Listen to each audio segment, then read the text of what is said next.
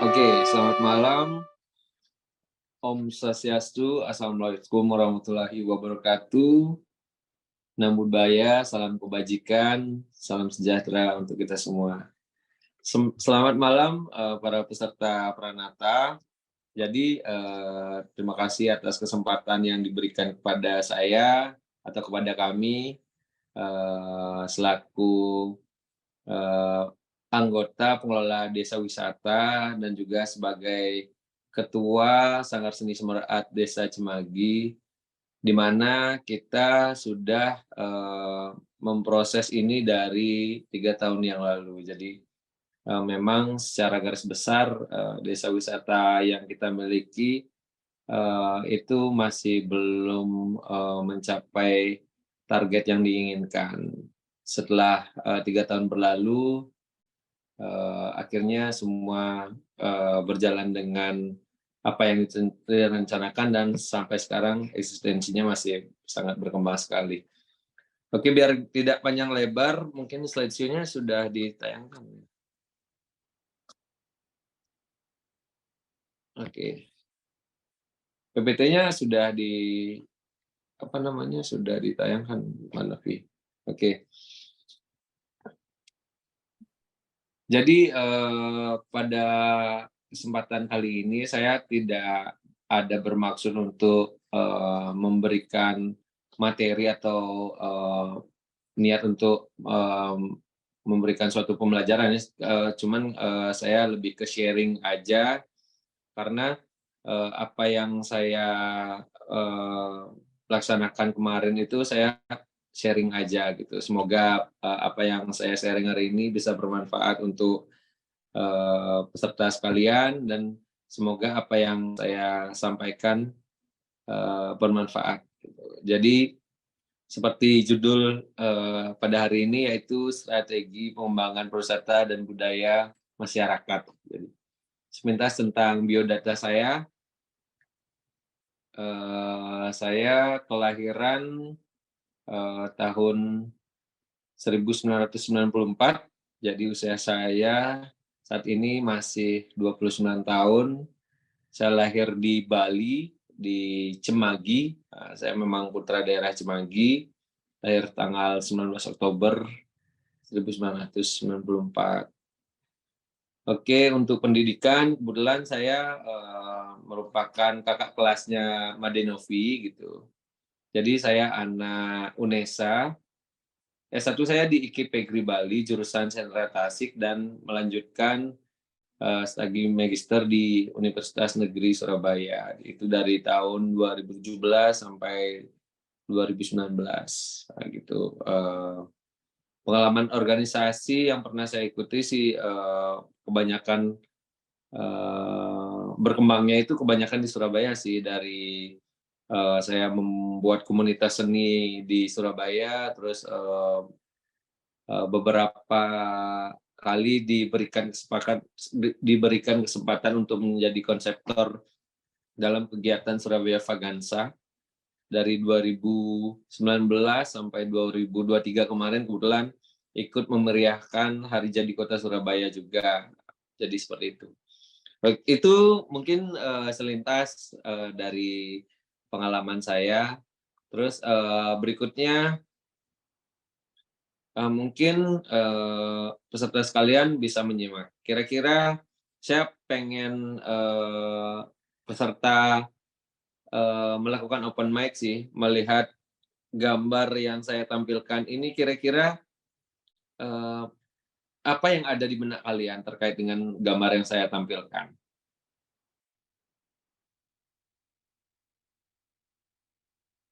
Mungkin saya beri kesempatan kepada audiens atau peserta Pranata, mungkin apa yang bisa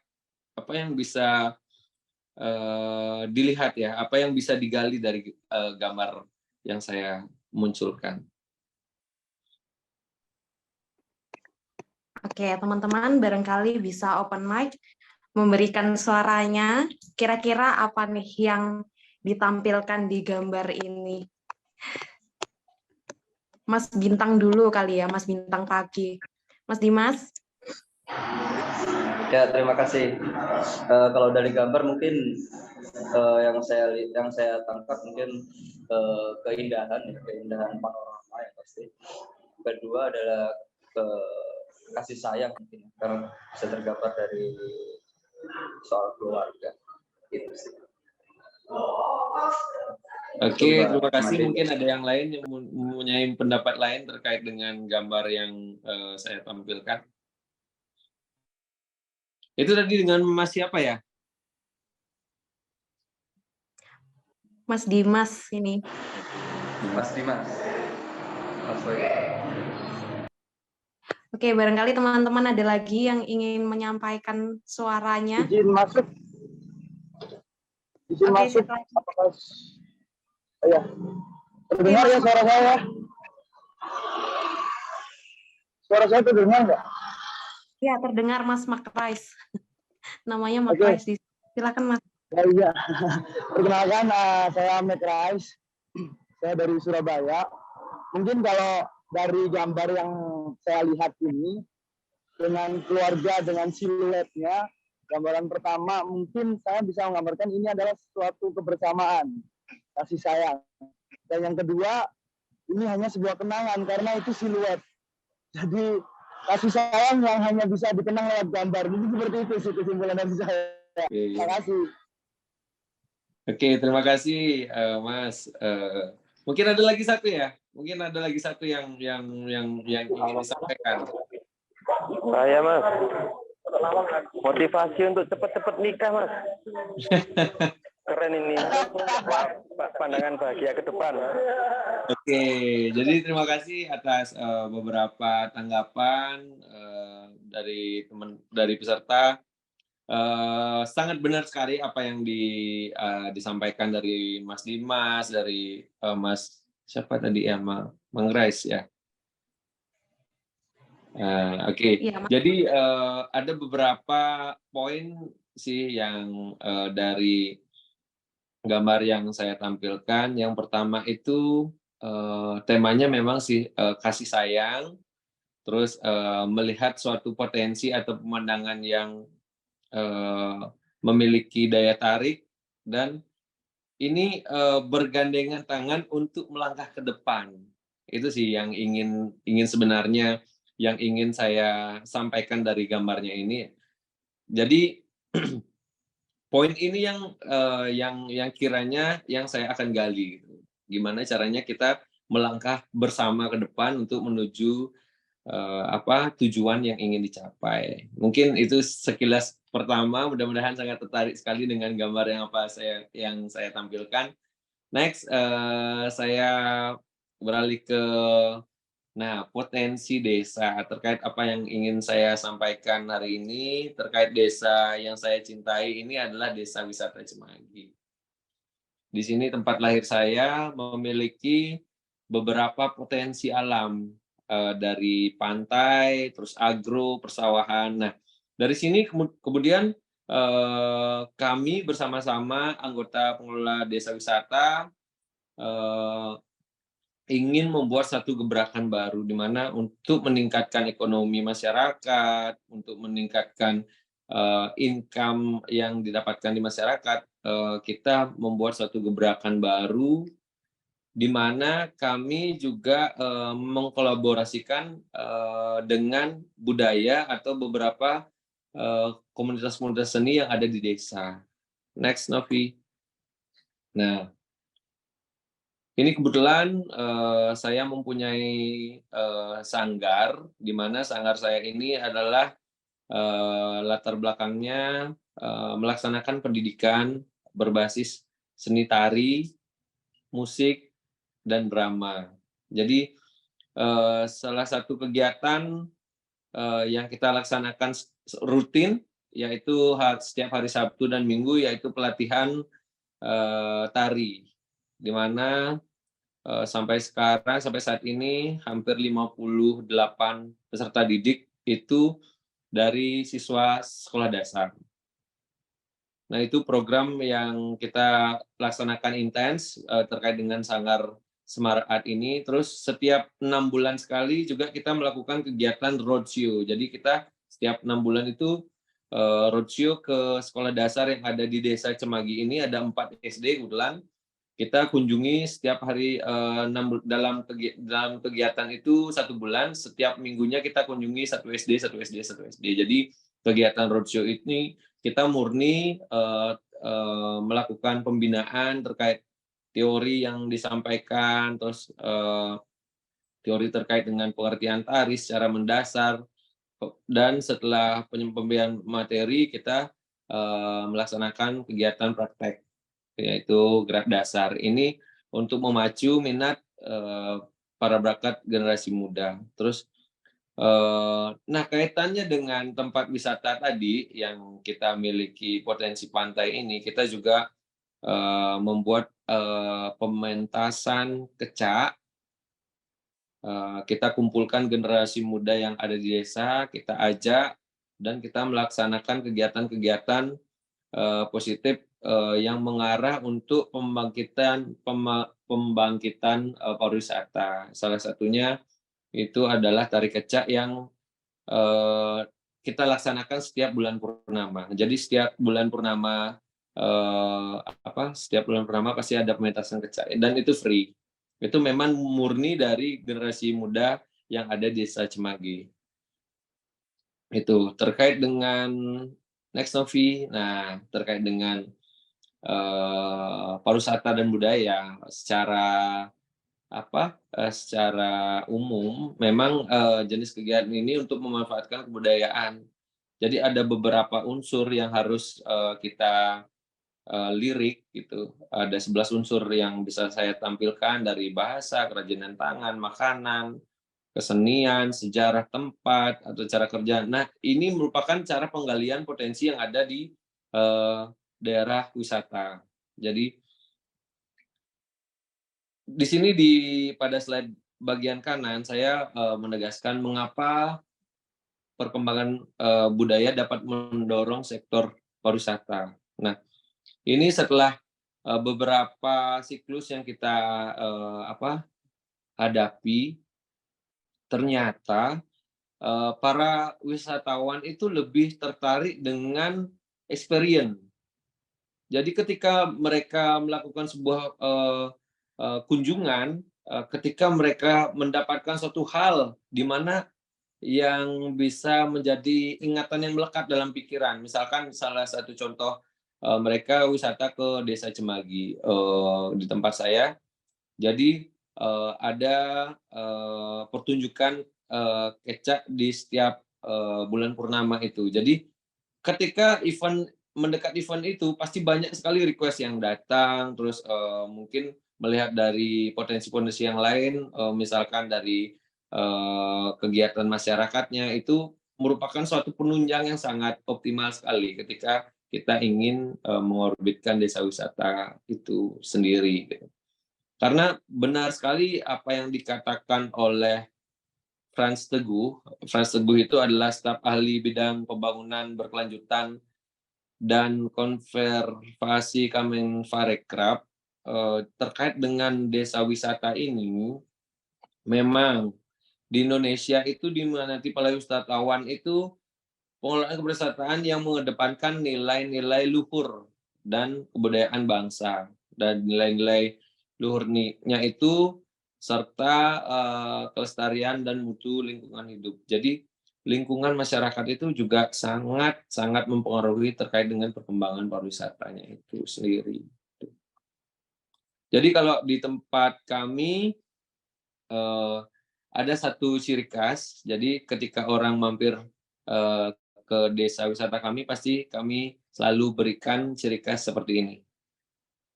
Salam Cendana.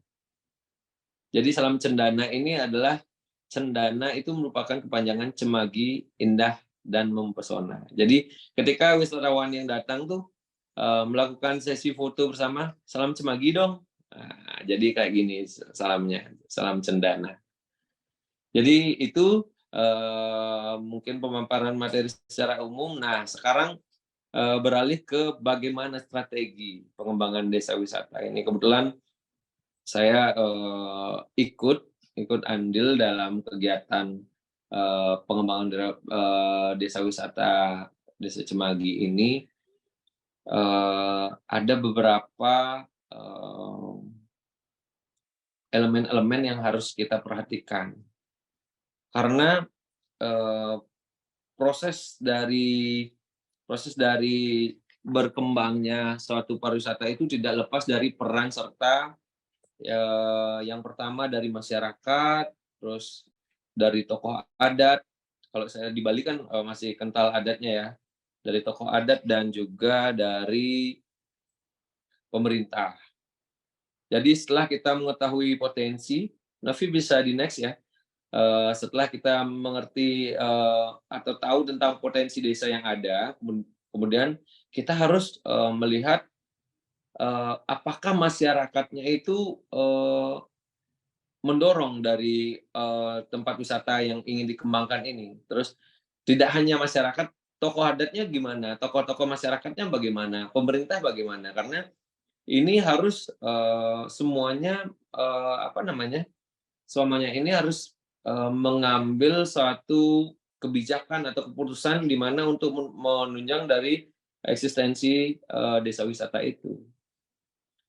Seperti halnya di Desa Wisata Cemagi, jadi di pinggir pantai itu kita kan tebing pantainya, jadi kita tidak langsung tidak langsung bertemu dengan pasir. Jadi kita ada tebing gitu di atas pasir, jadi ada beberapa karang di tengah-tengah laut. Jadi di atas tebing itu kita untuk membangkitkan pariwisata itu, kalau dilihat dari masyarakatnya, kita membuat stand-stand UMKM, di mana stand-stand UMKM ini memperdayakan masyarakat setempat. Jadi setiap dusun itu mendapatkan jatah satu-satu. Jadi totalnya ada 17 UMKM yang ada di sana.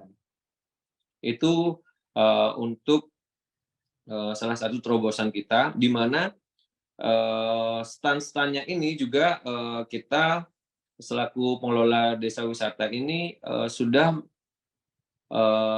memutuskan beberapa contoh desain bangunan untuk UMKM-nya biar setidaknya sama gitu. Karena terkait dengan wajahnya nanti biar enak dipandang dan kebersihannya juga tetap dijaga. Jadi kita sudah konsepkan desain bangunannya. Jadi terkait dengan tokoh adat, jadi memang Desa Wisata Cemagi ini dipegang oleh tokoh adat. Kalau tokoh adatnya di Bali itu namanya bendesa adat. Jadi ketua tokoh adatnya itu yang mengambil kebijakan dan membuat sebuah aturan. Kalau di dalam adat Bali itu aturannya namanya pararem. Istilahnya adalah pararem. Jadi di dalam pararemnya ini sudah diatur bagaimana dan kepada siapa dan tanggung jawabnya seperti apa, sudah diatur dalam sebuah pararemnya itu. Termasuk dari sanitasi, kebersihan dan sebagainya sudah diatur dalam pararem itu. Dan kalau di Bali itu ketika berbicara pararem, masyarakat itu tidak berani. Kadang beberapa himbauan dari pemerintah dinas misalkan, kadang masyarakat itu tidak terlalu takut gitu loh masyarakat. Ketika sudah pararem yang berbicara, itu bakal lain. Kalau di Bali kayak gitu, ketika pararem atau dari tokoh adatnya yang mengeluarkan sebuah kebijakan atau mengeluarkan sebuah statement atau aturan, masyarakat tidak berani melanggar. Jadi kayak gitu. Jadi di Desa Wisata Cemagi itu sudah ada 17 UMKM, di mana masyarakat yang terlibat itu sesuai dengan dusun masing-masing. Jadi setiap dusun itu memiliki jatah satu-satu. Yang poin menariknya, di setiap UMKM itu semuanya generasi muda yang ngambil. Jadi nggak ada yang berjualan itu bapak-bapak itu nggak ada. Jadi semua yang ngambil itu adalah generasi muda. Itu yang saya merasa sangat senang sekali karena melihat generasi muda di sini itu memang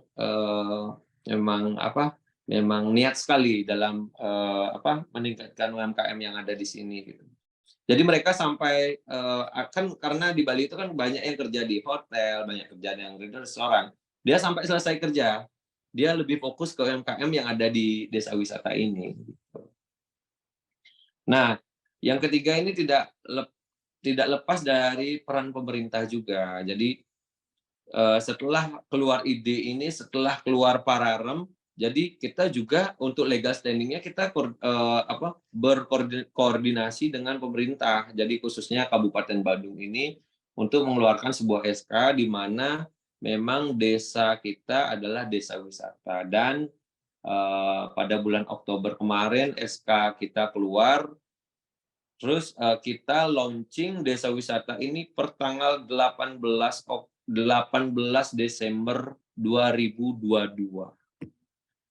Dan Astungkara kemarin anugerah desa wisata kita mendapatkan 500 besar desa terbaik di Indonesia. Jadi itu salah satu proses kami gitu. Tapi di dalam proses itu ada hal penting juga yang perlu kita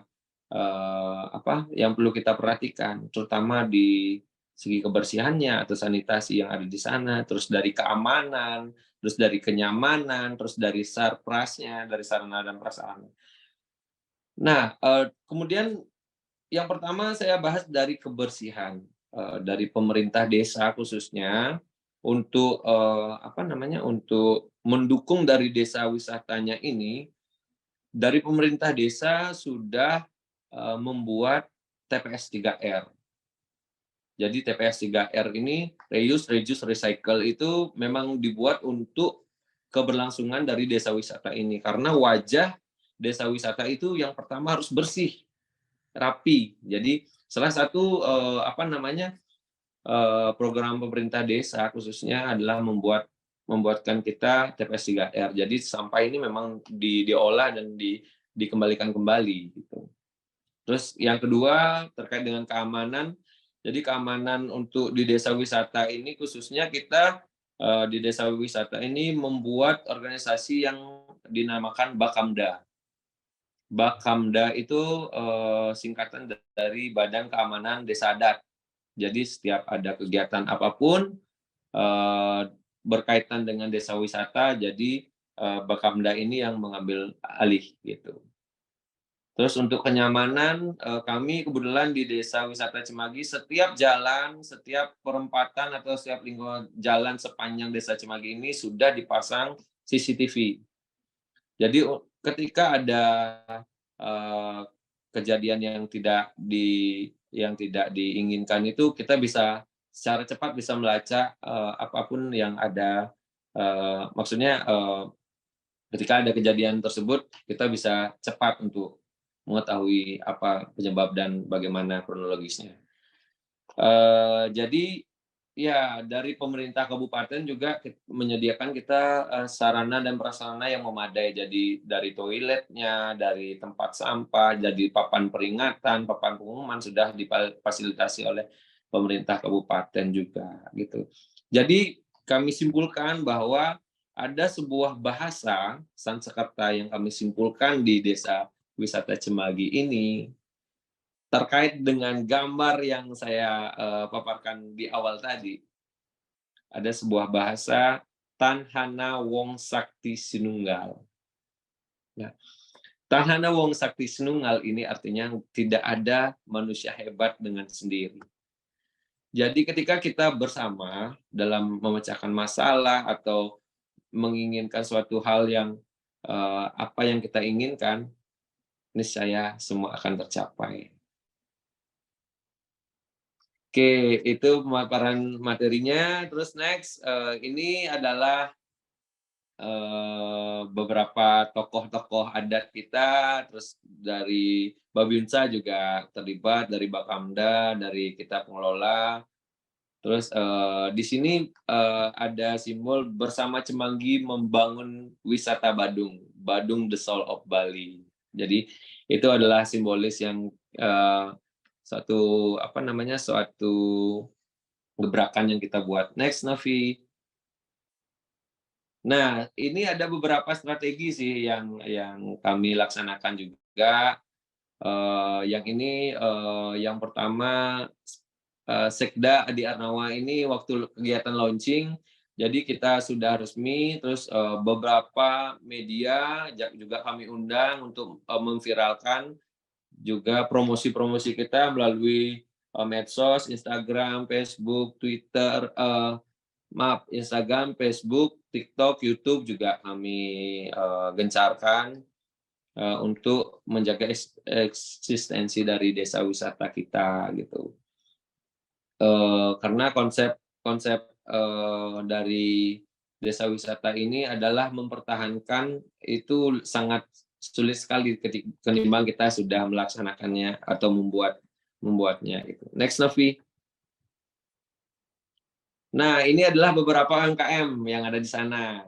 Jadi UMKM di Desa Wisata Cemagi produknya sudah jelas. Jadi makanan yang di mana di Pararemnya itu juga makanannya diatur. Jadi bukan makanan yang diatur, maksudnya harga makanan yang ada di desa wisata kita juga diatur. Jadi nggak boleh dia limit harganya terlalu tinggi. Juga dengan standar makanan yang ada. Next, Novi. Mungkin bisa di next. Nah, ada beberapa jenis makanan. Jadi makanan yang ada di sana itu adalah worth it sekali harganya. Maksimal pizza itu 35.000, nasi goreng 15.000, pokoknya harganya worth it sekali. Di mana ini adalah konsepnya adalah tongkrongan asik anak muda zaman sekarang gitu. Mungkin sekilas next, Novi, kegiatan-kegiatan yang kami laksanakan, koordinasi dan sebagainya. Nah, mungkin seperti itu materi yang bisa saya sampaikan. Mohon maaf jika ada tutur kata yang kurang berkenan. Saya kembalikan ke moderator. Terima kasih. Baik, terima kasih Beli Yudi atas pemaparannya yang luar biasa. Saya mengutip sedikit dari Beli Yudi, tadi sudah menjelaskan tentang strategi, potensi Desa Cemagi. Nah, setelah ini kita akan melaksanakan sesi diskusi, nanti modelnya tanya jawab ya. Bagi teman-teman Pranala yang ingin menyampaikan pertanyaan ke Beli Yudi, mungkin bisa open mic. Kita buka 3 pertanyaan dulu mungkin ya. Oke, silakan yang ingin mengajukan pertanyaan ke Beli Yudi, disilakan.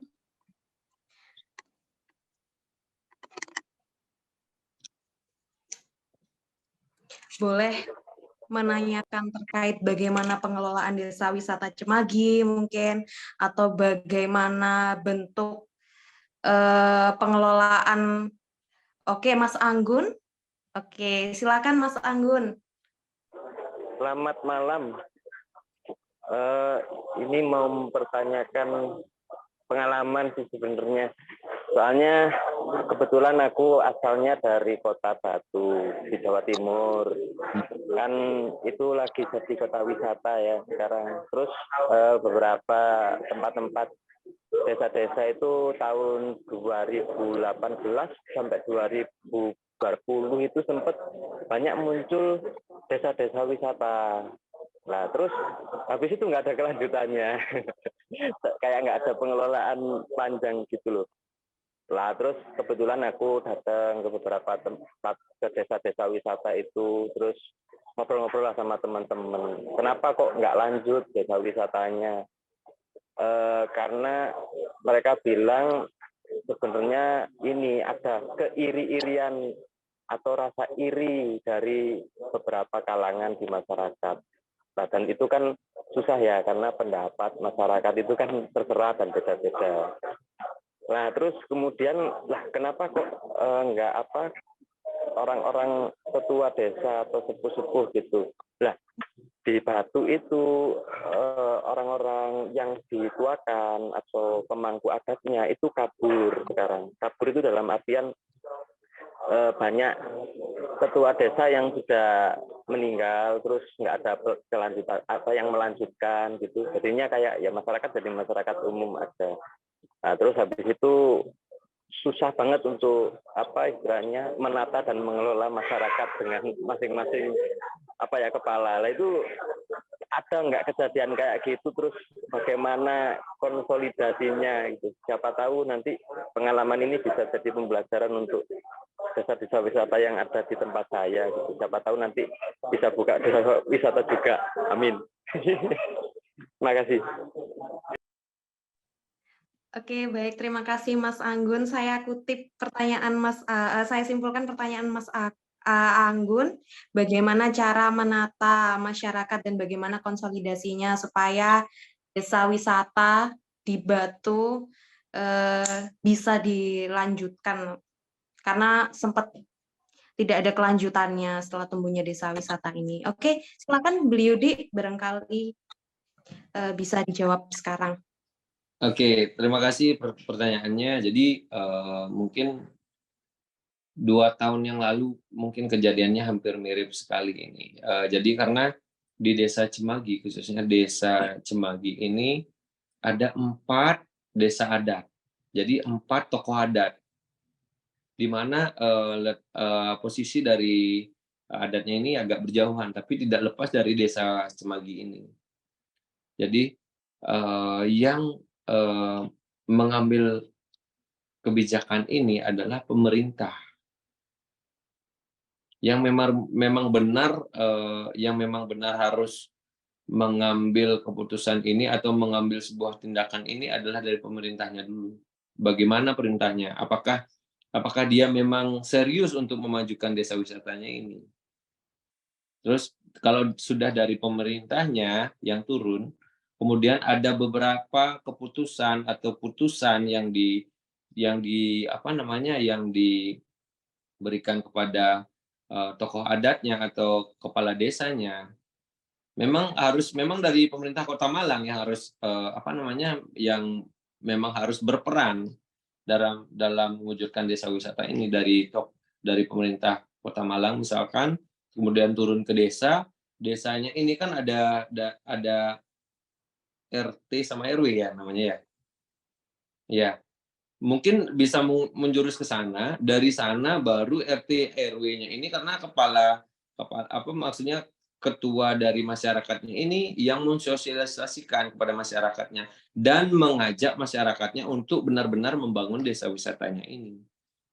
Karena apa yang saya jelaskan tadi, memang 3 poin ini, masyarakat, tokoh adat, dan pemerintah ini harus satu visi dia untuk memajukan sebuah desa wisata. Jika misalkan cuma tokoh adat aja, tidak didukung oleh pemerintah, tidak didukung oleh masyarakat, atau masyarakat aja tanpa didukung oleh tokoh adat, tanpa didukung oleh pemerintah, itu bakal sangat sulit sekali untuk untuk membuat eksistensi dari desa wisata ini, karena suatu PR yang sangat berat sekali untuk membangun desa wisata itu. Jujur, berat sekali. Butuh banyak tenaga, butuh banyak pemikiran, dan sebagainya. 3 poin ini memang harus benar-benar menjadi satu. Makanya tadi ada kata-kata saya, Tanhana Wong Sakti Sinunggal. Jadi kalau ada salah satu aja yang tidak berperan di sini, agak susah gitu. Jadi dia, misalkan masyarakat yang ngambil, misalkan saya punya ide, jadi dia akan bukan masuk ke desa wisata dia, jadi ke bisnis pribadi nanti dia arahnya. Jadi seperti itu. Mungkin itu yang bisa saya jawab, Pak.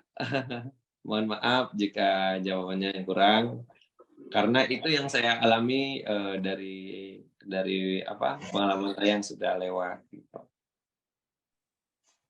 Terima kasih Mas Wahyudi. Ya kayaknya di sini teman-teman demo aja ke pemerintah Batu dulu. Maksudnya konsolidasi kok demo. Ya, semoga katanya maju, Pak. Amin, amin. Kayaknya Mas Anggun punya cita-cita bangun desa wisata adat ini, harus mengumpulkan massa, Mas. Biar segera tercapai. Ya, semoga dapat. Ya, semoga dapat dukungan banyak. Ya, saya mendukung, Mas. Oh, siap. Wow. Semangat aku. Banyak yang dukung. Amin. Oke. Terima kasih, Mas Yudi. Berarti bisa disimpulkan bahwa pemerintah ini juga merupakan elemen yang penting ya untuk membangun desa wisata adat. Ini berarti harus ada pemantiknya ya di masyarakat ya, gitu ya Mas Yudi ya. Kalau nggak ada pemantiknya mungkin agak sulit membangunnya. Oke, berikutnya teman-teman ada yang ingin menyampaikan pertanyaan kepada Mas Yudi? Silakan. Saya, Mbak Novi. Silakan Mas Bintang Pagi. Terkait pernyataan Mas Yudi tadi soal bisnis pribadi gitu. Nah, terkait juga dengan 3 peran penting yaitu pemerintah, pemangku adat dan masyarakat gitu. Nah, kadang-kala yang sering kita temui antara pemerintah, pemangku adat dan masyarakat itu terkadang sulit untuk berjalan bersama gitu. Kalau di Bali sih ya yang kita tahu pariwisata pengembangannya segala macam itu luar biasa ya. Tapi kalau di Jawa sendiri itu terkadang ada cross ini apa? Nggak selalu di track yang sama gitu. Nah, yang aku tanyakan ke Mas Wahyudi sebenarnya bagaimana sih Mas Yudi yang bergeliat di Desa Cemagi menghadapi proyek-proyek gelap yang kadangkala hanya mementingkan soal ekonomi bisnisnya gitu, tanpa mementingkan masyarakat dan adatnya gitu. Itu hal yang menurut saya kendala juga ya, dan besar juga fenomena itu di Indonesia. Itu sih.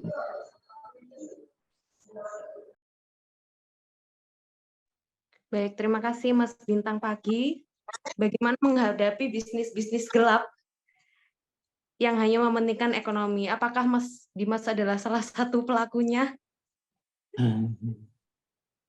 Oke, silakan Mas Yudi, bisa dijawab. Jadi ini sebenarnya ceritanya berlanjut ya. Jadi sebenarnya ini ceritanya berlanjut. Saya cerita sedikit. Jadi adanya Desa Wisata Cemagi ini otomatis memancing banyak investor asing yang ingin berinvestasi di desa wisata saya, bukan wisata kami, di Desa Cemagi ini. Nah, salah satu cara atau biar kita tidak kecolongan di dalam prosesnya ini, itu kembali ke pararem yang saya jelaskan tadi. Jadi di sana sudah ada pararemnya. Jadi ketika orang ingin melakukan sebuah mendirikan unit usaha yang ada di Cemagi, dia Oke. Bisa saya lanjut? Oke, bisa Mas Yudi. Oke, jadi pararemnya itu kembali saya jelaskan. Jadi ada aturan yang sangat memikat sekali. Ketika ada salah satu investor yang ingin berinvest di Cemagi, itu dia kena aturan dari adat. Jadi adat ini istilahnya sumbangan atau dalam bahasa pararemnya punia. Jadi ketika dia ingin melakukan investasi, dia ada aturan yang memikat tentang punianya itu. Jadi dia juga harus berkontribusi kepada desa adat kita gitu. Dan setelah dana ini terkumpul, beberapa sumbangan ini terkumpul, itu sebelum perayaan Nyepi akan dibagi ke masing-masing dusun atau RT yang ada. Itu. Jadi kan ada setiap kalau di Bali kan ada banjar namanya. Ada banjar, ada desa gitu. Jadi setiap desa itu terbagi dia. Jadi kan ada organisasi banjar. Jadi dia dibagikan ke sana. Jadi ketika ada misalkan investor yang ingin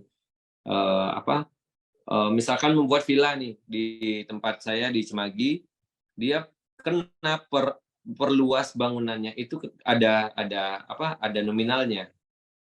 Jadi hampir setiap daerah yang ada di Bali itu seperti itu caranya. Ketika misalkan ada yang seperti dipertanyakan oleh Mas Bintang itu, gimana solusinya gitu. Jadi di dalam aturan kita, pararem kita udah ada tuh, udah lengkap.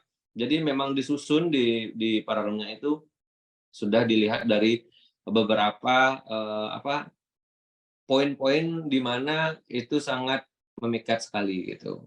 Mengikat sekali dia. Jadi ketika yang sudah punya villa, dia kan misalkan sifat villanya itu adalah bisnis gitu. Dia sewa dan sebagainya, menjadikan akomodasi bisnis. Dia per bulannya juga harus menyumbang berkontribusi ke desa adat. Jadi seperti itu salah satu langkah yang kita laksanakan di Desa Wisata Semagi ini. Dan yang mengelola itu adalah pengelola desa wisata. Cuman dananya ini karena latar belakang dari terbentuknya pengelola desa wisata ini adalah adat. Jadi desa adat latar belakang kita. Jadi semua dana yang masuk itu dananya yang masuk itu tidak kami yang terima, tapi ada sebuah lembaga perkreditan desa namanya LPD, dia setor dananya ke sana. Jadi ada sebuah bank desa adat itu, kita juga ada bank desa adat. Jadi ketika dia sudah kena paranormalnya itu melakukan sebuah sumbangan itu, dia bukan sumbangnya dia ngasih uangnya ke kita pribadi, tapi dia langsung setornya ke lembaga dan ada kwitansi resminya juga di sana gitu. Oke, baik, terima kasih Beli Yudi. Bagaimana ada tanggapan dari Mas Bintang? Oh, satu lagi Mas Bayu. Karena kan pengembangan wisata atau pembukaan wisata itu kan mendatangkan banyak orang ya, yang itu seringkali tidak bisa kita filter gitu. Proses akulturasinya sendiri gimana, Mas? Oke, bisa saya jawab. Oke, Silakan.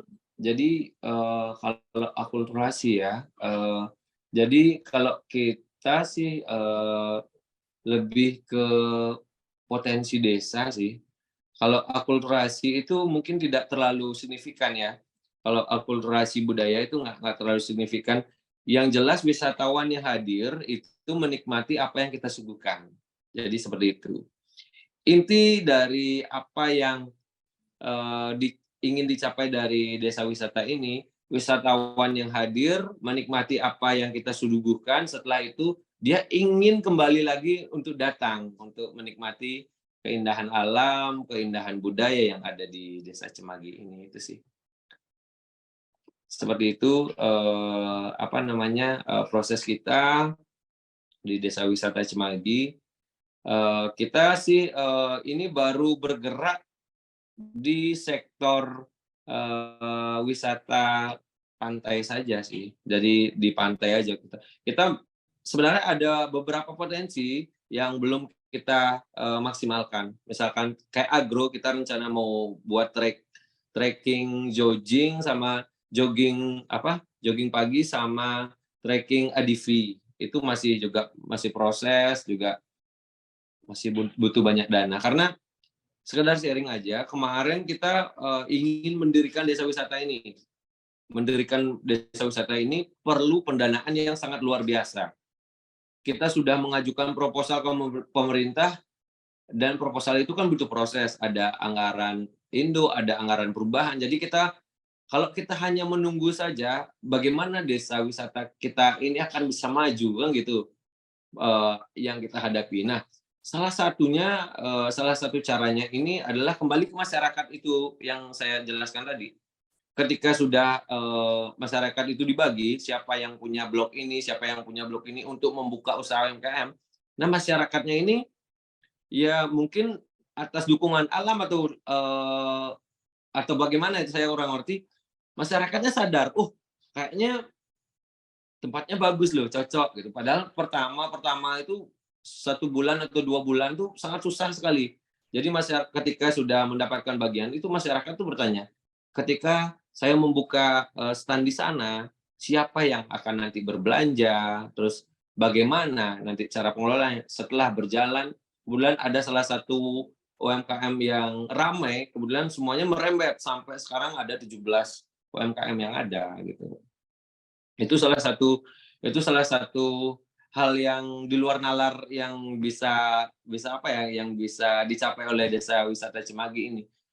masyarakatnya memang sangat antusias sekali untuk membangkitkan UMKM yang ada di sana. Atau mungkin pada saat itu COVID-19 kan, COVID-19 terus kita merumuskan, mencetuskan ini desa wisata kita, terus kita bagi, terus nggak ada yang mau buka UMKM. Waduh, kalau nggak ada yang mau yang buka UMKM, bagaimana wisata ini bisa berkembang dan sebagainya, karena unsur masyarakatnya belum mendukung. Kemudian ada dua UMKM yang sudah buka, sudah mulai ramai, terus setiap Sabtu Minggunya sudah ramai, kemudian merembet ke warung-warung, telah ada 5 warung, 5 UMKM, satu yang boom, yang banyak sekali karena tempatnya bagus dan penataannya bagus, akhirnya semua merembet. Kalau dulu 2022 itu Sabtu Minggu pasti ramai. Kalau sekarang setiap hari campur, pokoknya ramai terus. Rata-rata kalau dilihat parkir, rata-rata satu harinya itu 500 motor, belum mobil ya, 500 motor di hari biasa. Kalau Sabtu Minggu 2.000 motor. Seperti itu yang dicapai. Karena kembali yang ditegaskan di Paramnya juga harganya harus nggak boleh terlalu mahal karena kita tujuan market kita adalah anak muda dan mereka biar berkesan juga di sana. Jadi eksistensinya masih tetap berjalan. Jadi seperti itu. Karena masyarakat yang berjualan di sana itu kan butuh intens untuk berjualannya biar profitnya semakin meningkat. Jadi seperti itu kita nggak melihat hari ini dia banyak untung terus besok sepi gitu, nggak. Kita lebih ke proses pelan tapi pasti dia gitu. Mungkin itu yang ada di Desa Wisata Cimagi. Juga sekarang terobosan yang kita laksanakan semua kegiatan, baik itu kegiatan kesenian, kegiatan rapat, kegiatan apapun yang sifatnya non formal, kita fokuskan ke Desa Wisata Cimagi. Tempatnya ada salah satu tempat di sana, kita memang fokuskan tempatnya di sana. Itu sebuah ikon tempat pertunjukan nanti di sana. Jadi seperti itu salah satu langkah yang kita laksanakan. Cuman kalau dari tadi kan saya berbicara baiknya aja. Jadi ada satu tantangan besar yang sampai sekarang ini belum kita bisa tanggulangi, yaitu terkait dengan sampah kiriman.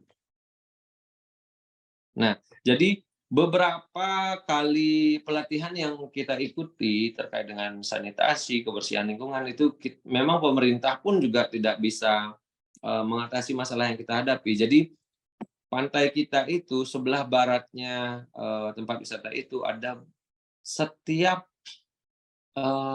bulan September atau Oktober itu sampah kirimannya banyak sekali. Jadi dari kayu, plastik dan sebagainya. Waduh, itu yang hambatan yang sampai saat ini kita belum bisa tanggulangi. Jadi itu mohon doa restunya semuanya, semoga masalah yang kita hadapi, karena ini masalahnya sampah ini bukan kiriman dari masyarakat kita, tapi kiriman dari luar juga gitu. Jadi kita nggak bisa, ketika hujan lebat besoknya pasti sampah udah fatal. Terus kita harus telepon DLHK untuk ngangkutnya itu, soalnya akses, kalau di Pantai Kuta ada sampah kiriman, alat berat kan bisa masuk ngambil sampahnya. Kalau di kita masih belum bisa, gimana caranya? Soalnya tebing kan, jadi agak susah gitu. Itu hambatan-hambatan yang kita hadapi sampai saat ini belum bisa kita tanggulangi. Tapi ada sebuah ide dari sanggar saya khususnya, nanti bulan Desember kita akan membuat festival namanya Cemagi Recycle. Jadi konsep Cemagi Recycle ini adalah mengolah sampah daur ulang. Nanti khususnya jurusan seni rupa UNESA kami akan undang untuk menjadi peserta, dan itu pendaftarannya gratis. Jadi membuat sebuah karya daur ulang dari sampah yang ada sampah yang ada di laut kami, di pantai kami, diolah, kemudian dilombakan, dan feedbacknya nanti ketika karyanya ini laku terjual, persentasenya akan kita kembalikan juga ke si pembuat karyanya ini. Dan kita sudah beberapa koordinasi dengan para pihak-pihak internasional dari pihak luar, dari bule-bule yang senang berkegiatan tentang sampah yang ada, pengolahan sampah yang ada di Bali. Dia responnya positif sekali gitu. Kemungkinan Desember kita akan membuat sebuah gebrakan itu gitu untuk menghadapi masalah yang kita yang kita hadapi sekarang ini. Mungkin sekian yang bisa saya jelaskan biar nggak terlalu panjang lebar juga, nanti materinya nggak nyambung apa yang saya sampaikan. Jadi itu Nafi, terima kasih. Oke, Suksema, Beli Yudi. Ini kayaknya teman-teman banyak yang insan-insan seni rupa UNESA ini. Sudah ada undangan, rancang-rancang undangan dari Beli Yudi. Barangkali teman-teman Oke, bisa ikut. siapa Ini yang kebanyakan anak seni kayaknya rupa seni ya rupa kira-kira? UNESA. Anak seni rupa? Mas Bintang Anak seni Pagi rupa? seni rupa nih. Mbak Andini? Topik anak seni rupa ya? Saya dari seni rupa. Oh alah, mudah-mudahan nanti bisa ikut serta ya. Nanti rencana konsep kita gratis, pendaftaran gratis, akomodasi kami siapkan, dan hadiahnya juga lumayan. Karena ini fasilitasinya adalah pemerintah desa untuk anggaran perubahan. Makanya kita laksanakan di bulan Desember. Begitu sih rencana kegiatannya. Ini bisa lomba sambil liburan nih, Beli Yudi. Di Cemagi kan? Ya, mungkin yang masih penasaran dengan desa wisata kita, bisa follow IG-nya Desa Wisata Cemagi. Nanti YouTube-nya juga ada. Itu pada slide ada barcode-nya kok, bisa di-scan di sana juga, Novi, di slide nomor 10. Itu bisa di-scan di sana terkait dengan desa wisata kita gitu. Ya mudah-mudahan sih eksistensinya masih bisa berkelanjutan, dan mudah-mudahan apa yang menjadi masalah di desa wisata kita juga, karena sampah itu masalah yang sangat luar biasa yang perlu kita hadapi. Soalnya waktu kemarin saya dapat pelatihan bahwa sampah itu adalah sampahku, tanggung jawabku sih sebenarnya. Saya ingin nanya ke teman-teman peserta, hari ini udah berapa sampah yang dihasilkan ya? Bisa diingat-ingat dari tadi pagi? Apakah sudah bisa diselesaikan, udah menjadi tanggung jawab diri sendiri sampahnya, atau dibuang aja? Sampahku tanggung jawab pengangkut sampah, atau sampahku tanggung jawabku? Nah, ini yang menjadi sebenarnya yang menjadi dasar buat kita. Mohon maaf tidak nyambung dengan materi. Karena itu yang harus mulai dipegang dari sekarang pada diri kita masing-masing. Terima kasih. Oke, Suksema, Beli Yudi. Mungkin satu pertanyaan lagi, barangkali teman-teman ada yang ingin bertanya. Disilakan.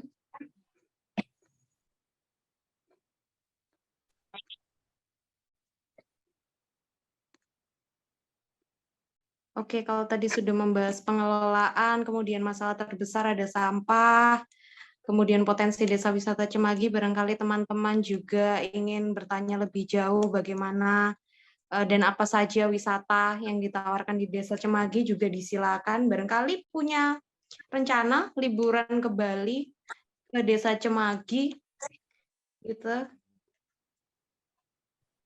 Yang backpacker silakan. Atau bisa dikirimkan ke chat. Sebentar, saya buka. Oke, sampai pukul 10. Silakan teman-teman yang ingin bertanya lagi. Ada Mas Topik, Mas Rauf, Mbak Ajeng. Mas Anggun tadi sudah tanya ya. Atau mau bertanya lagi juga tidak apa-apa. Mas Makrais. Silakan.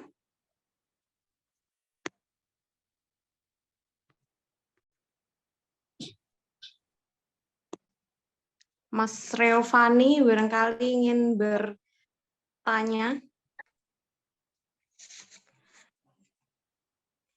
Ini atau moderator boleh bertanya nih.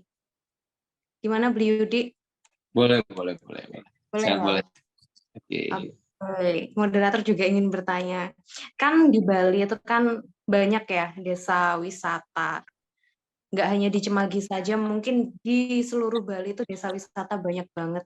Dan beberapa sudah terkenal gitu ke luar negeri bahkan. Untuk desa wisata Cemagi ini sendiri, kira-kira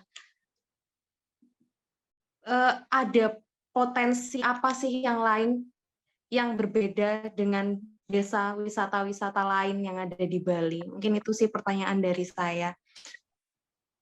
Oke, jadi terima kasih pertanyaannya dari Naufi. Jadi hal yang unik di desa Cemagi ini sebenarnya masih belum kita bisa munculkan karena terkait dengan biaya dan sebagainya. Jadi rencana kita adalah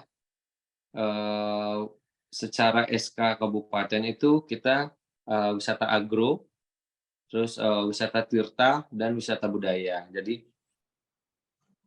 kita masih bisa bergerak di wisata tirta aja sementara. Untuk agronya kita masih proses karena kita lahan-lahan lahan-lahan jalan yang menuju sawah-sawah itu masih kita proses gitu. Itu di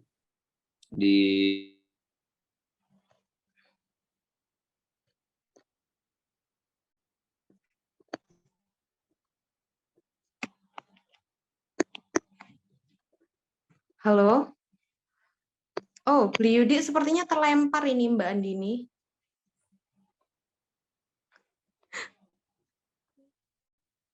Kita tunggu sebentar ya teman-teman. Sepertinya Beli Yudi terlempar ini.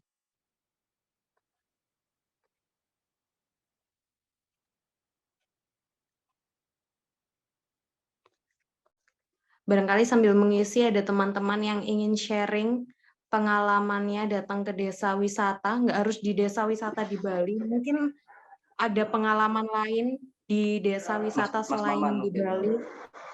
Mas Kita Maman. sharing-sharing. Kalau saya kan orang Bali taunya desa wisata yang di Bali ya. Mungkin dari teman-teman yang dari berbagai penjuru dunia ini ada pernah datang ke desa wisata selain di Bali, mungkin bisa sharing cerita pengalamannya.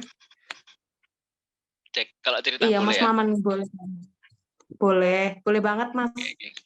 Sama konfirmasi sih terkait tentang adat di Bali ya. Waktu di pegunungan kan ini sering ketemu sama jenenge kayak pejalan gitu ya. Ya kebetulan dari orang Bali kayak gitu.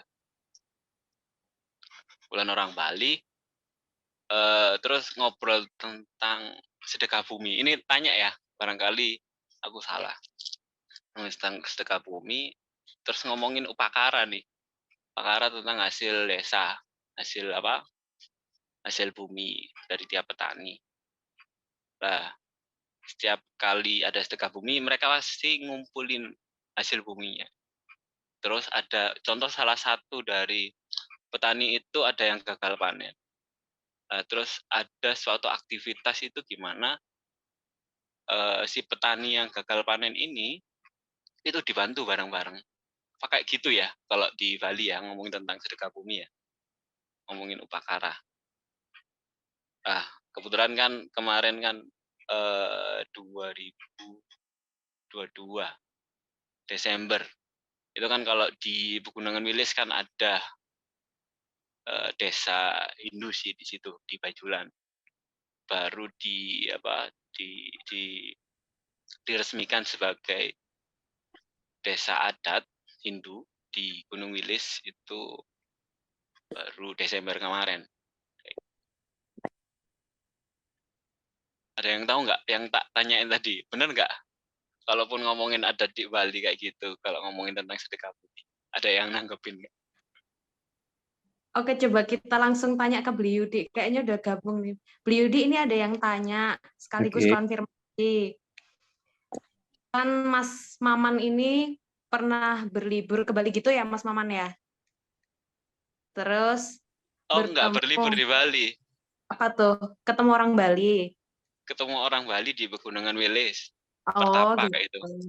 Oh gitu, oke. Bertemu orang Bali di Pegunungan Wilis, terus mereka membahas sedekah bumi. Kemudian waktu itu ada gagal panen salah satu petaninya. Apakah memang di Bali itu ketika gagal panen memang saling membantu untuk membantu yang gagal panen ini gitu, Mas Maman, terkait dengan sedekah bumi itu? Iya, kayak gitu. Oke, mungkin ada poin tambahan lagi dari Mas Maman, mumpung beliau udah gabung lagi. Kalau saya sih, kalau di Cemagi ini kan luas dari lahan pertanian ini adalah 318 hektar. Jadi kalau di Bali itu ketika misalkan terserangnya sebuah penyakit pertanian itu, jadi salah satu kepercayaan yang kita lakukan di Bali itu adalah melaksanakan upacara tulak tunggul. Jadi ada sebuah prosesi acara kita memohon agar beberapa hama atau penyerangan hama yang apa yang menyerang padi kita itu bisa reda. Kayak waktu ini tikus. Tikus itu memang waduh merusak padi padi para para petani gitu. Kita lakukan upacara pemohonan itu memang sih secara apa namanya signifikan itu nggak bisa. Terus ada beberapa upaya sih. Ketika misalkan seperti yang ditanyakan tadi, ketika misalkan gagal panen kayak gitu, jadi soalnya di sini itu kebanyakan yang punya kebanyakan petani itu garap sawahnya banyak-banyak gitu. Jadi tidak di satu tempat kayak gitu. Jadi dia berbeda tempat gitu. Kadang di tempat ini 50 are, di tempatnya ini ada 30 are. Jadi kayak gitu. Ketika misalkan ini gagal panen, otomatis yang ini gitu. Kalau terkait dengan apa namanya tadi Novi bilang sedekah apa? Ya, sedekah bumi. Nah, kalau sedekah bumi itu di tempat saya itu tidak ada. Jadi kalau di tempat saya itu ada istilah ngejot namanya. Ngejot itu adalah ketika kita apa namanya? Ketika kita di rumah misalkan ada upacara adat, kita setelah melakukan prosesi masak-masak, hasil masakan kita ini kita bagi ke warga kayak gitu. Kalau sedekah bumi itu di tempat saya masih belum ada, tapi bahasa ngejot itu masih ada.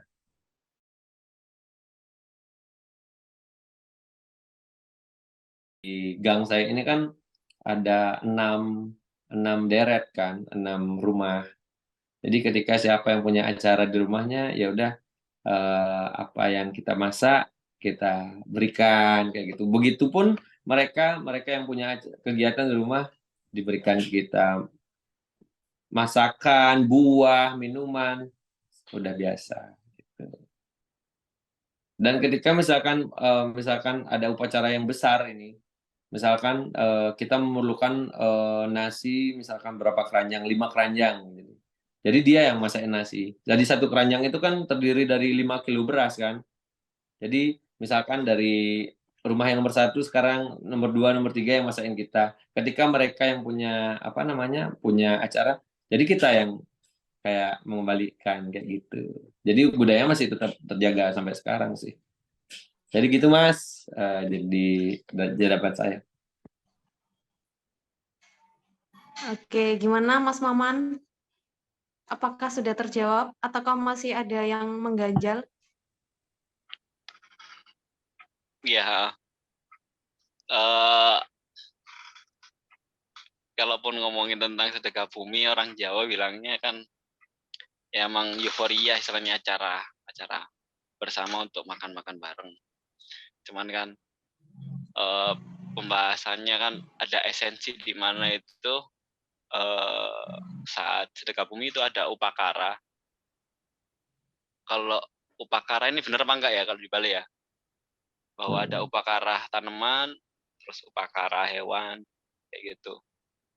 terus nanti ada suatu skema dokumentasi, identifikasi. Jadi apakah itu berkurang ataupun bertambah. Contohnya kalaupun petani kayak gitu, petani itu kayak hasil panennya berkurang. Nah, esensinya di situ sih kalau saya bertanya, apakah seperti itu gitu kan? Bahwa setiap Pekaru-pekaru yang upacara sorry, bisa dilanjut Mas. Bisa dilanjut Mas. Mungkin itu. Seperti itu. Apakah sama sih? Pekaru Kurang tahu ya. yang dimaksud mungkin upacara yang dimaksud itu mungkin kayak tumpak kandang, tumpak landep gitu-gitu tuh loh, Beli Yudi. Oh. Kan barusan ini tumpak landep. Yang upacara untuk tanaman sendiri ada, yang di pasar sendiri ada, buat kandang ada gitu loh. Mungkin. Oh, jadi kalau perayaan itu memang ada sih kalau di Bali. Jadi dari tumpuk wayang itu memperingati tentang kisah dari orang yang lahir pada wuku wayang. Jadi itu diperingati atau karena yang dipercaya lahir di wuku wayang itu memiliki kekuatan di mana dia akan merasa dirinya itu emosian orangnya dan sebagainya. Itu pada saat tumpuk wayang itu dilaksanakan pengeruatan wayang Sapuleger namanya kalau di Bali. Terus pada tumpuk landep itu kita memang memberikan penghormatan kepada tanaman, tumpuk kandang, penghormatan kepada tanaman dan memberitahukan bahwa lagi 1 bulan adalah Hari Raya Galungan. Semoga tanaman yang kita hormati ini menghasilkan buah, menghasilkan hasil panen yang memuaskan untuk kegiatan nanti pada saat Hari Raya Galungan. Terus kalau kemarin tumpuk landep, ada juga tumpak kelurut. Tumpak kelurut itu lebih ke kalau kita di anak muda trennya 14 Februari. Kalau di Bali itu tumpak kelurut. Tahu kan maksudnya? Nah, kalau 14 Februari itu kan hari kasih sayang nih. Di Bali juga ada tumpak kelurut namanya, juga hari kasih sayang. Jadi kayak gitu. Jadi peringatan-peringatannya itu juga banyak sekali. Gitu. Kalau dibahas dari budaya yang ada di Bali itu sangat luas sekali. Oke, terima kasih Bu Di. Mas Anggun ini dari tadi raise hand, mohon maaf tadi belum sempat. Ya, Mas santai. Anggun. Oke, silakan Mas Anggun. Iya, ini aku baru kepikiran ini. Aku mau tanya-tanya hal-hal yang sebelumnya nggak aku ketahui tentang desa wisata mengenai brand dan konten. Nah, ini kan aku ada temen ini, ya ikut di Zoom ini juga. Namanya Taufik gitu, dia tinggal di desa wisata Lumbung Strawberry. Nah, terus wisatawan datang ke situ, ternyata petaninya nggak ada yang ini nanam strawberry, udah itu dulu ya nanam strawberry gitu kan. Nah, itu kan berarti mungkin ada kayak perubahan brand gitu. Nah, itu kan gimana nantinya kalau misalkan dalam sebuah tempat wisata yang basisnya desa, terus di dalamnya ada konten-konten kayak petik strawberry atau petik apel, ternyata strawberry atau apel itu nggak musimnya, atau nanti terus petaninya berubah, mereka tanam gubis jadi desa wisata petik gubis gitu kan, brandnya kan penataannya lama gitu. Ya, terus ini juga tentang istilahnya perhitungan konten.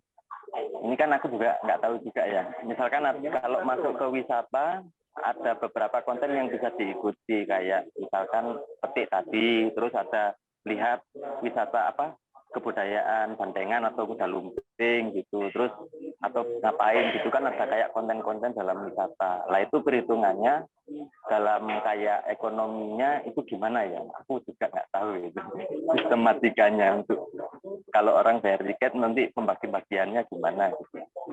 Gitu sih, Mas Wahyudi. Terima kasih. Terima kasih atas pertanyaannya.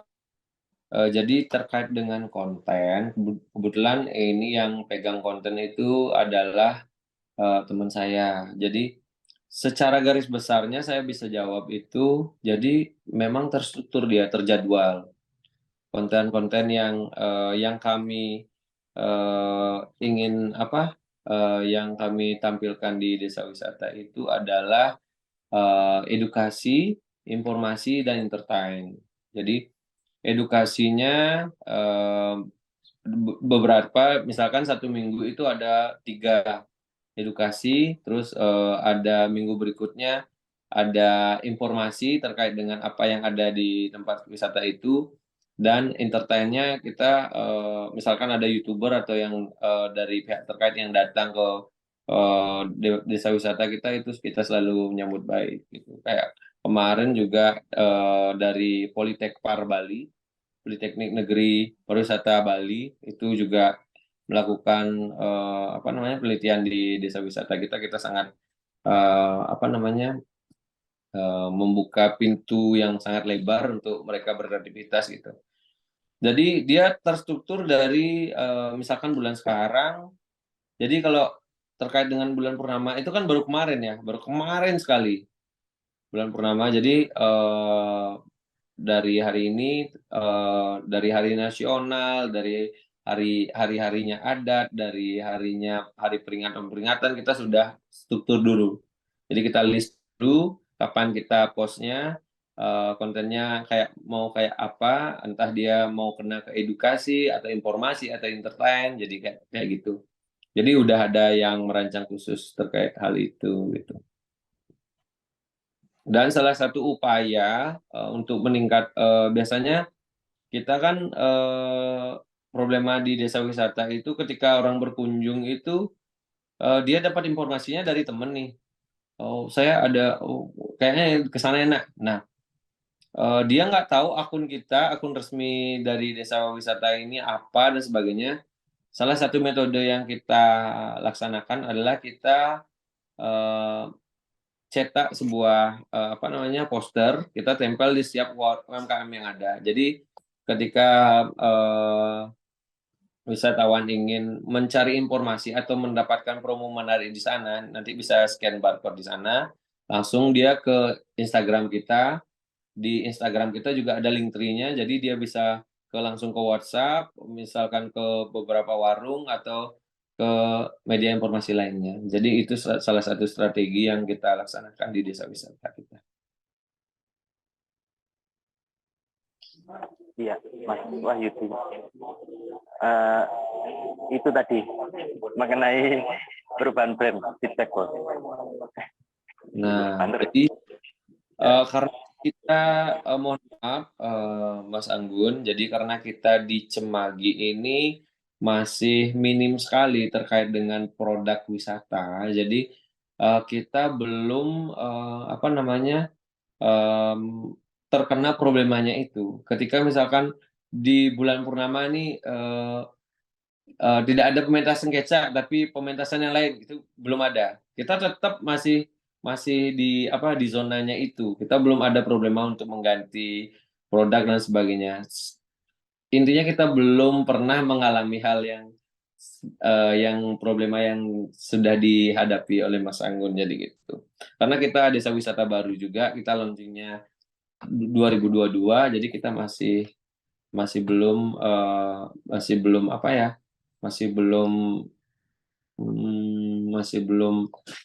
menghadapi masalah-masalah yang sangat berat gitu, masih belum sih gitu. Ketika ada perubahan-perubahan kayak gitu kita masih belum. Siap, Mas Wahyudi. Maaf tadi feedback suaranya mantul-mantul. Terima kasih.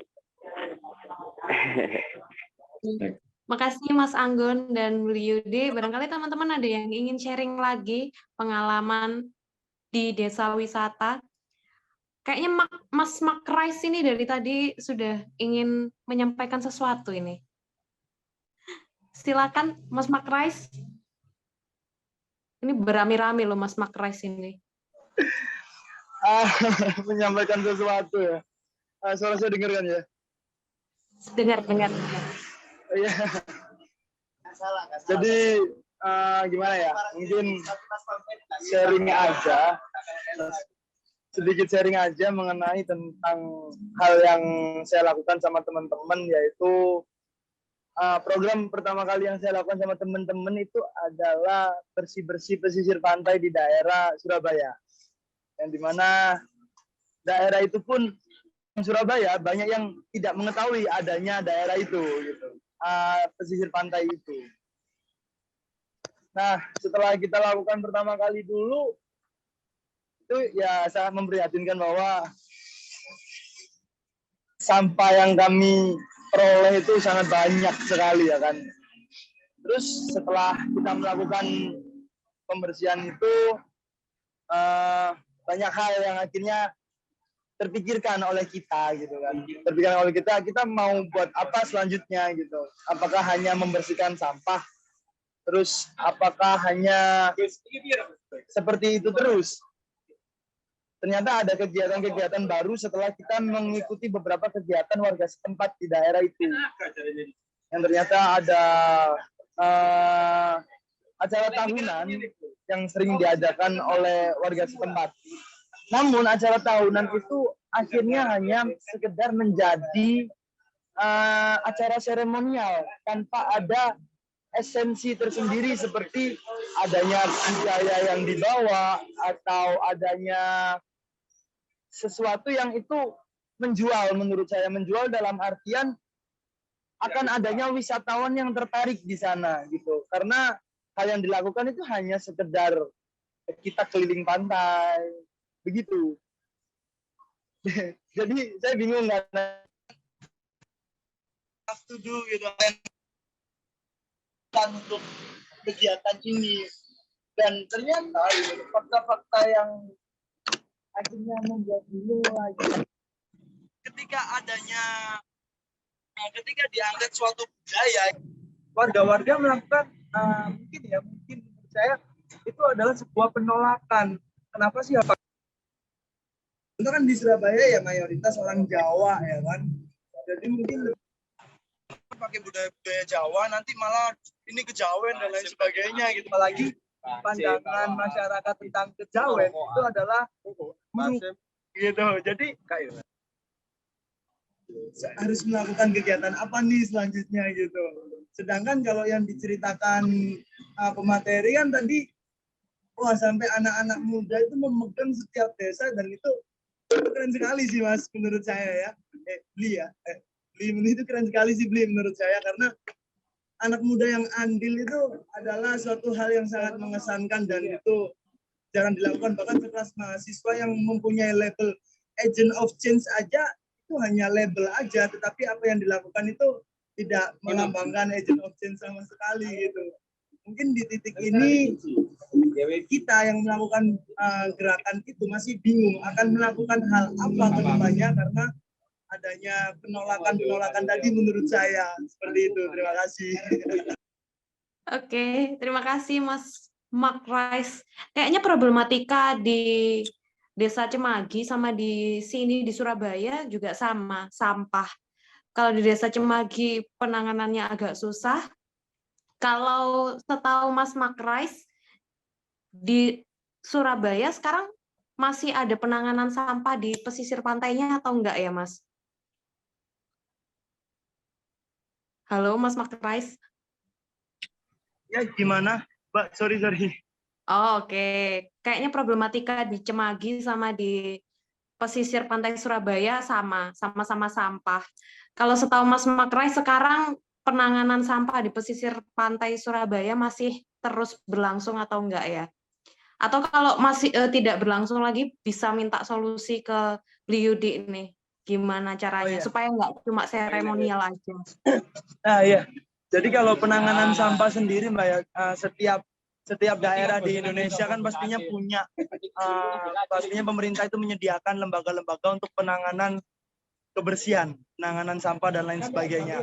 Namun bukti yang ada dari mentor-mentor saya pun banyak menyebutkan bahwasanya walaupun ada pihak-pihak yang menangani tentang kebersihan, ternyata banyak daerah-daerah atau lahan hijau itu yang dihilangkan. Mungkin nggak hanya problematika di Surabaya dan di Bali saja ya. Mungkin ini hampir menyeluruh bahwasanya industrialisme itu semakin menggusur lahan hijau yang seharusnya itu disediakan. Kalau contoh di Surabaya itu yang saya baca kemarin, penyediaan ruang terbuka hijau itu seharusnya minimal di setiap daerah itu ada minimal 30%. Namun ternyata data yang ada menyebutkan bahwa Surabaya sendiri masih menyediakan sekitar 22% ruang terbuka hijau. Dan kemungkinan besar penyediaan ruang terbuka hijau itu akan sangat cepat menurun. Tidak mencukupi tapi menurun. Tapi itu tadi kembali lagi ke kesadaran kaum-kaum atau anak-anak mudanya. Karena saya yakin bahwa pemerintah itu sudah menyediakan orang-orang yang khusus untuk menangani kebersihan di setiap daerahnya. Namun entah itu terlaksana atau tidak, mungkin lebih condong ke tidak terlaksana karena ya faktor-faktor yang membelakangi itu banyak sekali. Terima kasih. Mohon maaf. Oke, makasih Mas Makrais atas pendapatnya. Kalau di Desa Cemagi sendiri, apakah faktor industri tadi juga mempengaruhi luasnya ruang terbuka hijau? Hanya sampah masih jadi problem nih di Desa Cemagi. Kalau dari segi industri ini juga apakah berpengaruh terhadap Gimana jadi di desa wisata Cemagi itu tidak ada industri sih, tidak ada pabrik dan sebagainya, belum ada pabrik. Khususnya di daerah Badung juga belum ada pabrik. Jadi kita clear pabrik memang di Kabupaten Badung. Terus yang menjadi kendala kita di Cemagi itu bukan sampah masyarakatnya. Kalau sampah yang dihasilkan oleh masyarakatnya itu sudah diolah oleh pemerintah desa dengan diadakan TPS 3R. Cuman sampah kiriman pantainya ini yang kita tidak bisa tanggulangi karena kita tidak bisa pastikan sampahnya itu kapan akan datang, volumenya sebesar apa, dan cara penanggulangannya seperti apa masih belum kita punya. Ada sih beberapa peran dari pemerintah, khususnya dari DLHK, ketika memang misalkan malam ini hujan, besok paginya mereka pasti sudah standby di sana untuk memotong batang-batang yang besar-besar, kemudian diangkut di bawah dan diolah. Itu aja sih. Terkait dengan statement yang tadi itu sih, ini sebenarnya problema yang sangat berat sekali dan sangat perlu kita, kalau bukan kita siapa lagi kan gitu. Sebenarnya langkahnya kembali ke langkah diri kita sendiri. Jadi seperti yang saya tadi bilang, sampahku apa? Menjawabku. Ya, mungkin seperti itu.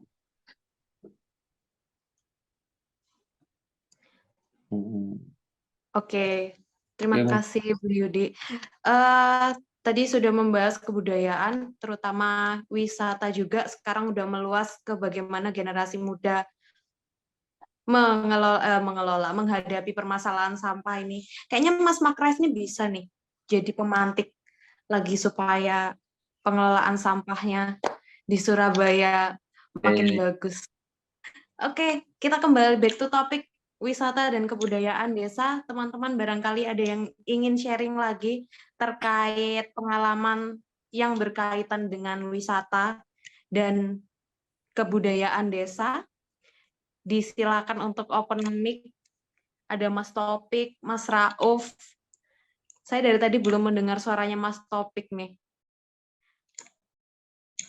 Mas Topik?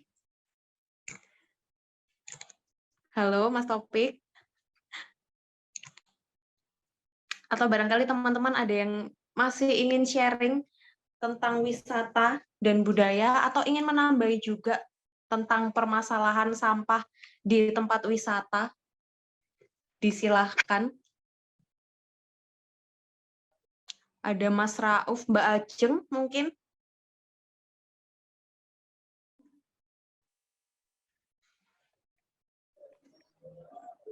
Aku lagi, Novi. Oke, silakan Mas Sekali-sekali. Bintang.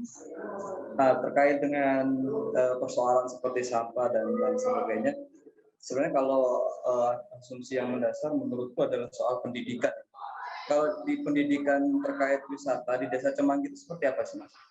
Karena kan sebenarnya ini ya yang mampu memantik kesadaran masyarakat ya, terutama untuk mengelola alamnya, untuk menghargai alamnya, lalu bagaimana dia bekerja sama dengan orang pihak luar dan segala macamnya itu. Terima kasih, Mas. Oke, jadi terima kasih atas pertanyaannya. Jadi kalau kita bukan hanya di Cemagi aja sih, kalau di Bali itu memegang prinsip Trihita Karana dan Trikaya Parisuddha. Nah, kembali saya jelaskan, Trihita Karana ini adalah hubungan baik antara manusia dengan lingkungan, manusia dengan manusia, manusia dengan Tuhan. Nah, itu konsep secara umum yang selalu dituturkan oleh orang tua kita. Terus itu Trihita Karana yang tadi saya jelaskan. Di tesis saya cantumkan ini juga kok. Terus yang kedua itu terkait dengan Trikaya Parisuddha. Trikaya Parisuddha itu adalah berpikir yang baik, berbuat yang baik, dan berkata yang baik. Jadi itu. Mentor saya pernah bilang, salah satu mentor kita, ketika kita bertemu dengan seseorang atau menjumpai seseorang itu, kita harus punya pemahaman atau pemikiran bahwa pertemuan ini adalah pertemuan yang sangat bermanfaat bagi saya. Pertemuan ini adalah pertemuan yang mengesankan bagi saya, dan pertemuan ini akan menjadi bekal bagi saya untuk ke depannya. Jadi mentor saya pernah bilang seperti itu, bahwa sebuah pertemuan atau sebuah perjumpaan dengan seorang itu adalah sebuah berkah. Jadi kita bisa sharing kepada seorang, kita bisa melihat, kita bisa mendengarkan, kita bisa berpikir, oh ternyata seperti ini dan sebagainya. Itu merupakan pembelajaran yang sangat luar biasa sekali, dan itu kita selalu terapkan sih. Tidak hanya di Cemagi ya, tidak hanya masyarakat Cemagi, tapi leluhur-leluhur kita selalu pasti membekali kita dengan dua konsep itu, Trikaya Parisuddha dan Trihita Karana. Terima kasih atas pertanyaannya. Mudah-mudahan bisa diterima jawabannya. Oke, terima kasih Beli Yudi. Gimana Mas Bintang Pagi, ada yang ingin ditanyakan?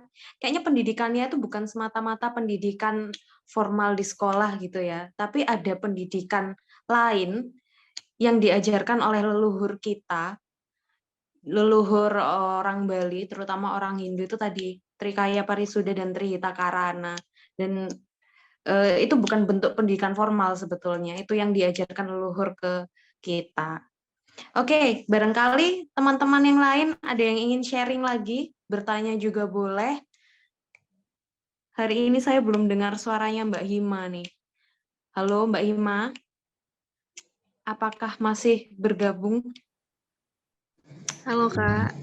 Halo Mbak Hima, apakah ada yang ingin disampaikan atau barangkali mau sharing ke kita pengalaman tentang desa wisata, pengelolaan sampah, tadi juga kita membahas topik itu. Disilakan kalau ingin sharing, Mbak Hima. Iya, makasih ya Kak. Kalau saya sendiri sih tadi udah diwakilin sama Mek ya, soalnya apa namanya, saya sama Mek itu juga kemarin ikut berkontribusi apa masalah sampah di pantai itu. Oke, berarti gabung sama Mas Mek tadi ya? Ikut Iya, kontribusi betul, ya? Kak. Oke, keren. Semoga bisa dilanjutkan, Mbak ya. Iya, Harapan-harapan makasih, Kak. Mas Mek dan Mbak Hima. Silakan teman-teman, ada lagi yang ingin bertanya? Kata Mas Dimas, ini sampai pukul 10. Masih ada sisa waktu 10 menit lagi. Silakan bagi teman-teman yang ingin sharing, menyampaikan sesuatu. Mas Rauf. Halo, Mas Rauf.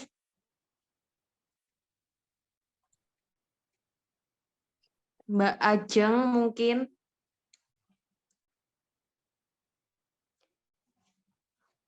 Halo, Mbak Ajeng. Oke, ini ada sedikit tambahan dari saya nih terkait dengan kebersihan juga di tempat wisata pasti itu jadi sesuatu yang penting.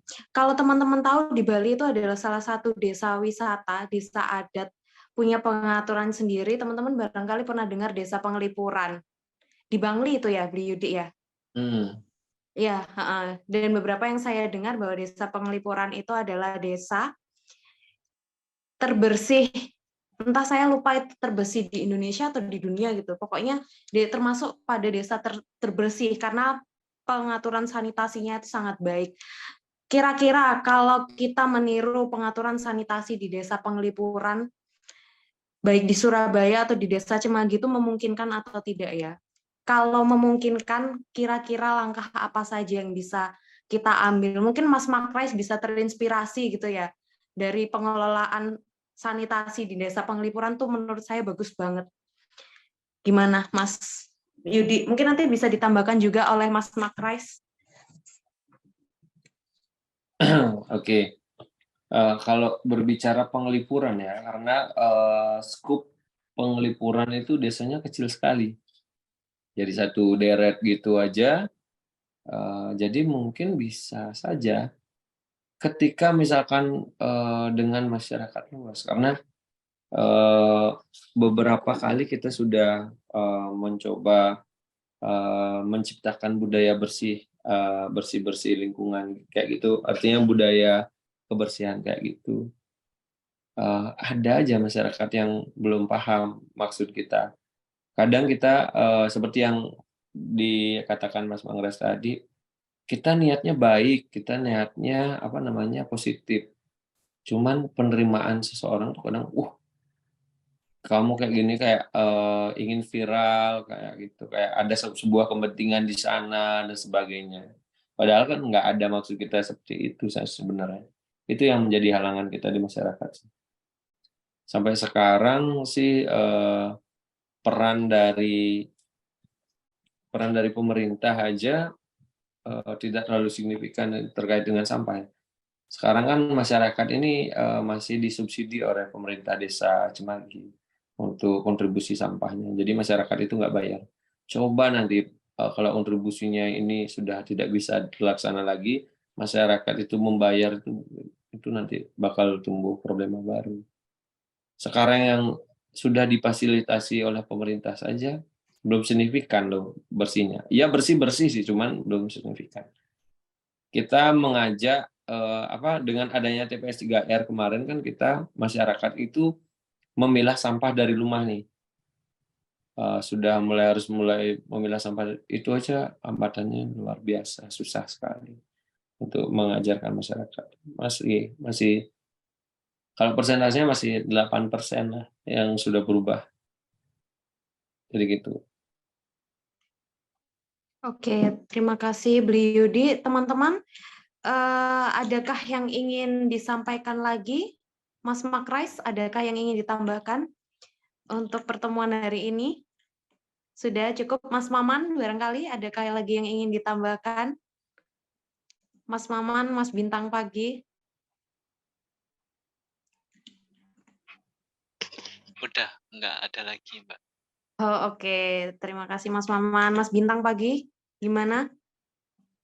Oke, terima kasih. Kalau sudah tidak ada yang ingin bertanya lagi, saya rasa cukup untuk diskusi hari ini. Ada beberapa kesimpulan yang saya ambil dari pemaparan dan diskusi hari ini, bahwa pengembangan desa wisata di Cemagi ini memadukan potensi alam, ada potensi kriya juga, dan terutama budaya desa.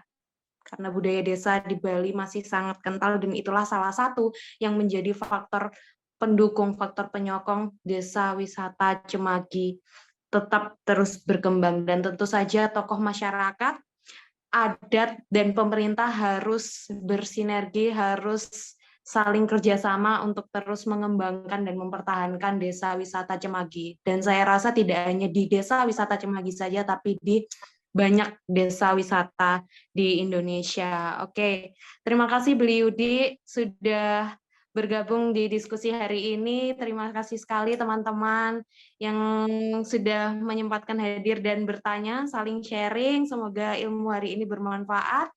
Saya Madinovi, memohon maaf apabila ada kesalahan dalam penyampaian. Saya tutup, selamat malam, saya kembalikan ke Mbak Andini. Terima kasih. Oke, terima kasih Made Novi sama Bli Yudi. Sebelum menutup kelas hari ini, bisa menyalakan kameranya masing-masing. Mari kita foto bersama.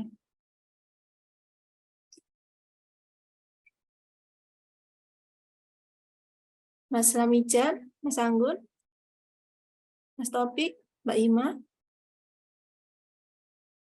Kameraku pecah. Maaf, ini aja ya.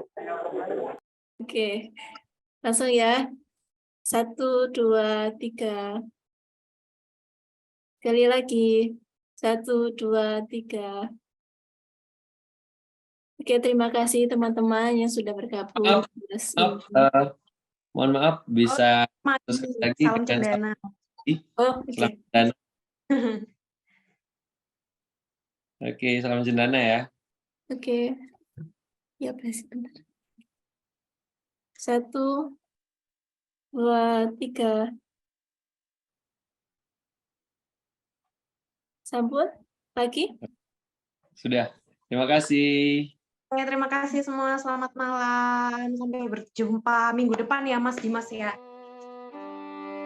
Oke, terima kasih semua.